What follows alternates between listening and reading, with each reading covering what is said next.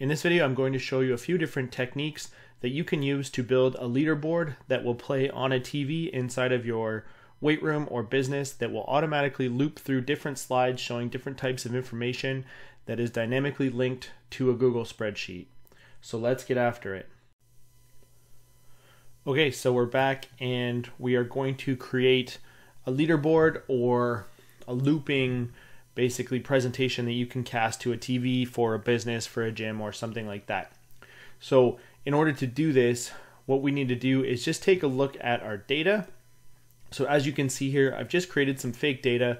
We have the athletes' names, some of the dates when they might have completed those tests, and then the different types of tests that they've completed.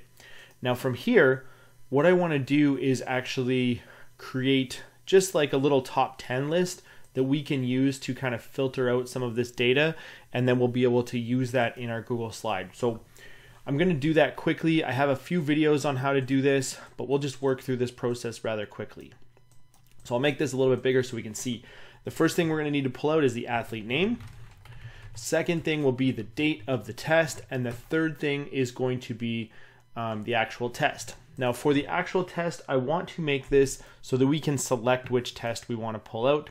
So in this box here, what I'm going to do is a quick data validation. So I'll go to data, data validation, list from a range, and then I'll select my data range.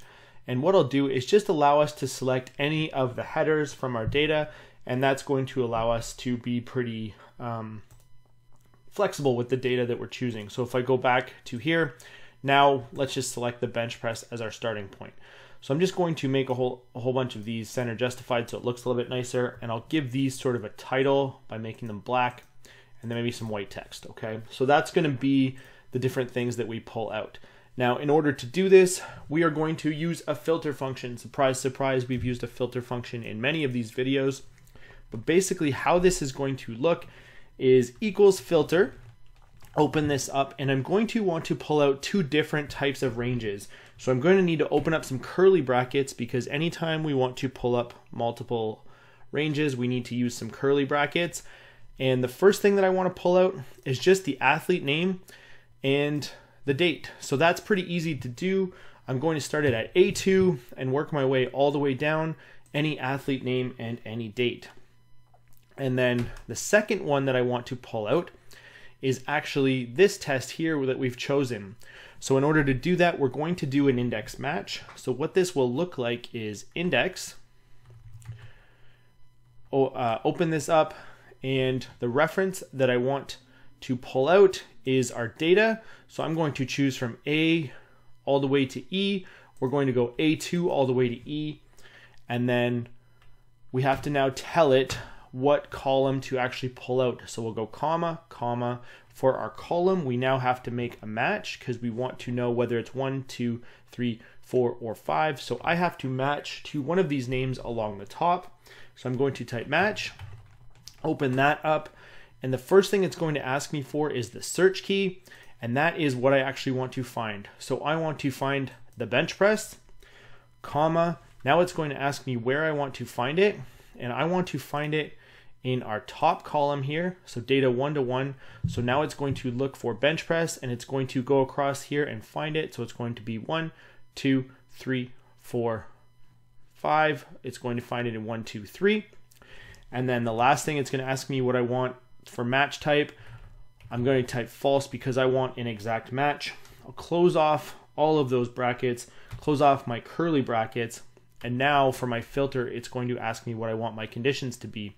And the first condition and the only condition is I want column A 2 to A when it does not equal blank. And that is the only condition I need here. So we'll have data A2 to A when it does not equal to blank. And if I close this whole thing off and hit enter, you're going to see that it's going to pull out all of my data with my bench press. But if I change this, I can change it to pull out really whatever data that I want. So that is the first part of our top 10 list or top whatever list. Now from here, we have all of the data pulled out. All I have to do is sort it. So there's a couple things that I'm going to want to add. I'm going to add a toggle for lower is better. I'm going to insert just a checkbox there, and the checkbox just gives me a value of true and false. And then I'm going to add a box in for how many athletes I actually want to pull out. So what I'll do is I'll just do a quick data validation in this box here, data validation, list of items, and we'll say 5, 10, or 15, all separated by a comma. So now I can pull out 5, 10, or 15. And I'll show you why that is important in a second. Let's go back to our filter formula. And in front of it, I'm going to now use a formula called sort n. So it's sort number of items. So sort n, open that up, and it's going to ask me for some different things. The first thing is my range. Well, we already have that from our filter formula. So I'm going to hit comma at the end. Now it's going to ask me for n. And what n refers to is how many items I actually want to sort. Well, we've already put that in with 5, 10, or 15. So I will select that cell there. Then comma, it's going to ask me displays ties mode. And if we read a number representing the way to display ties, and we're just going to leave that blank or hit 0. Comma again, my sort column, we want to sort by our bench press. So it's going to be column 1, 2, 3. And then finally is ascending, 1, 2, 3, and then finally is ascending.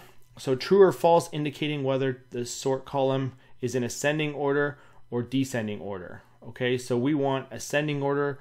So we'll choose this column here where it's going to give us a true or false. And when I close this whole thing off and hit enter, you can see now when this is, we check this for true that lower is better, it's giving me my lowest bench presses, or if I check it for false, it's giving me my highest bench presses. Right now it's giving me the top 5, but we can change that to the top 10 or the top 15. Okay, so that's part 1. Now part 2, what we want to do is actually put this on a Google slide. So I'm going to switch over to Google Slides now, and I'm going to create a new slide. I'll delete all of the things off of here and go back to my leaderboard. Now what I can do here is I can link these cells to my Google Sheet. And the way that I do that is I just copy the range that I want to link, and I want, basically this is 5, but let's give it room for 10. So 1, 2, 3, 4, 5, 6, 7, 8, 9, 10, 11. Copy these cells and I'll hit Control C, go back to my Google slide and Control V, and it's going to open up this box that says paste as table and link to spreadsheet. And I'll hit paste. And now you can see that we actually have our leaderboard basically inside of our Google Sheet here. And I can make this a little bit bigger if I want. And it kind of makes everything fit. But the cool thing about this now is as this is in our Google slide, if I open up, I believe it's under tools, open up linked objects. I have a lot linked because I have them from the intro. But if I go here and then change my leaderboard over here, maybe I want to show 10 and I want to show 10-meter sprints, and lower is better for those, and go back to my leaderboard, it's going to tell me that I have an update available. And when I hit update, now this changes to show me my 10 people for 10-meter sprints and that lower is better. So I think you can see where I'm going with this. So that is the first way that you might want to basically display this data. And once this table is in Google Slides, I can change it around and maybe take out the borders of the table. We could maybe highlight some of them. So maybe we want sort of a lighter blue color there, or whatever else we want to do to make this look a certain way. And from there, now we could just write something up in the top corner of top 10 list for 10-meter sprint. And now I have this slide created, and I could basically play this in a weight room. I could use the present button up in the top corner here, and I could share this basically to another screen or anything that I wanted to do there, or just mirror my screen up to an Apple TV or a Chromecast or something like that. But if we wanted to make this even a little bit more dynamic, maybe we want some of this to be dynamic as well.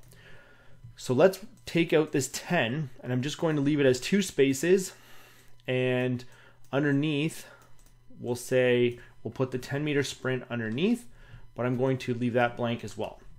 So now from there, what I'll do is this cell here that we determine how many we want in, I'm going to select that cell and another random cell and hit Control C. And now I'm going to paste that in. And did that work? I don't think that actually worked the way that I wanted it to. So let's try one more time. I'm going to select 2 adjacent cells. So I'm just going to insert a column left. I'll just insert 2 adjacent cells, Control C, and paste that in, and it's going to link to my spreadsheet again. And I'll show you why we're doing this in one sec. If I go here, I can actually change the range, and I only really want B1. So I'll just take that down to B1 and hit enter. And if I take away the borders here, I believe it's this one here, transparent. Now what I can do with this 10 is I can basically stick it in the middle there. And let's make this, let's make a few more spaces here for it to stick in there. And then we'll take this 10, stick it right in the middle, and we'll make the font a bit bigger so it matches. So now we have a top 10 list. You can see where I'm going with this. And I'll just take the actual name of the test. I'll take 2 of these again, Control C, and go back to my slide, Control V, paste a linked, and I'll paste this underneath, change the range, click up in the top corner, change range. We only want D2, hit enter, and instead of this, we'll make this transparent and we'll take away the border color, but we'll make the text color, wherever that is, right there, we'll make that black so it matches. Oh, I'll select it all, make it black so it matches, and we'll justify it left.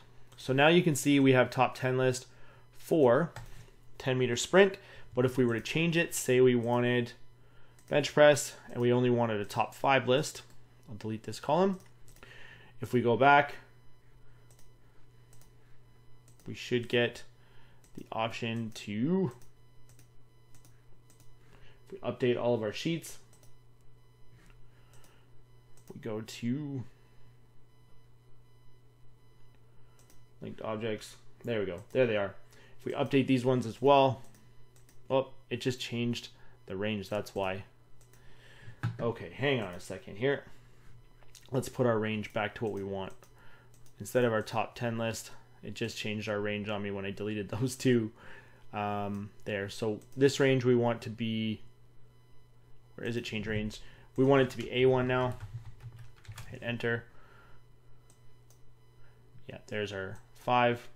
Close this down a little bit. Stick it in the middle there somewhere.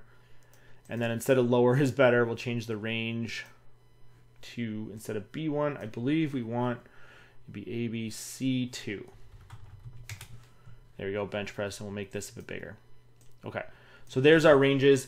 And if, again, now if I change this to say 10, and we want to look at the squat, and then I go back, refresh all, update all, you can see now we have a top 10 list for the squat. And it's not very clean because obviously I didn't take a lot of time to format it, but you can see really how this works.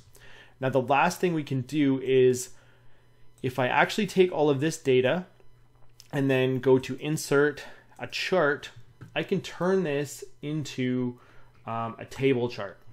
And the reason you might want to do this is it's going to take up the same amount of space, and it's going to basically just get bigger or smaller for your Google Sheet. So I can Control C, copy this, and paste this one in my Google Sheet as the same type of thing. And if I change this to like a top 5 list for the bench press, you can see my chart automatically changes. And if I update all my everything and hit update all, you can see now that we have a different kind of list. So that's how you would create a leaderboard basically that would cycle through. So I have a copy of that here from a different sheet. And basically from here, what you could do is you can go to present. I'm going to use presenter view because that way it's not going to change the aspect ratio. But if I hit just true present, it would take up my full screen. But I can go to presenter view and it's going to give me this slide look. And if I go to the bottom right corner for the 3 dots, and go to autoplay, you can pick how you want it to cycle between the different slides. So let's say every 2 seconds. And if you wanted it to loop, we could select there and then hit play. And if you watch, it's going to change through the different types of slides. And you could basically have this on a loop in your weight room, playing through announcements or leaderboards or record boards or really anything. And as long as you updated your slides every once in a while, your record boards would be up to date. So I'm going to exit out of this now, escape, and we're going to go back to our Google slide. And that is really it. So I hope this video helps you out. And if it does, please like and subscribe to the channel, because I will be trying to post more content like this. This content actually came from answering a question for another coach. And if you have any ideas for future videos, just leave them in the comments below and I will do my best to create those videos. So thanks for watching, and I will see you in the next video.